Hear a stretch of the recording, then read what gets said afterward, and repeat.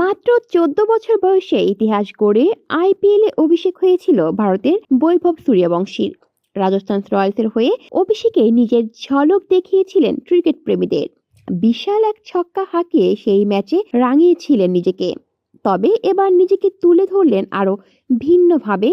একই ম্যাচে গড়েছেন একাধিক রেকর্ড। গুজরাট টাইটান্সের বিপক্ষে ১৭ বলে অর্ধশত রান করে আইপিএলে কনিষ্ঠতম হিসেবে কীর্তি গড়লেন। এরপর রশিদ খানকে ছক্কা মেরে আইপিএলের ইতিহাসে দ্বিতীয় দ্রুততম সেঞ্চুরি করেন বৈভব। মাত্র ৩৫ বলে সেঞ্চুরি করেন তিনি।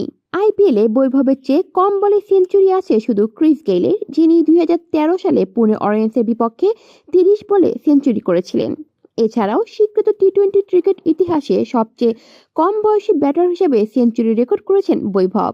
তার সেঞ্চুরি ম্যাচে রাজস্থান রয়্যালস ৮ উইকেটে জয়ী হয়। এবার আইপিএলে ৩০ লাখ টাকা ভিত্তিমূল্যে মেগা নিলামে ওঠেন বিহারের বৈভব। রাজস্থান রয়্যালসের কাছে ১,১০,০০,০০০ রুপিতে বিক্রি হন তিনি। পরে ৮ ম্যাচ পর লখনৌ সুপার জায়ান্টসের বিপক্ষে সুযোগ পান বৈভব। সেই ম্যাচে ২০ বলে ৩৪ রান করেছিলেন তিনি। কলি শিকদার, বাংলা নিউজ নেটওয়ার্ক।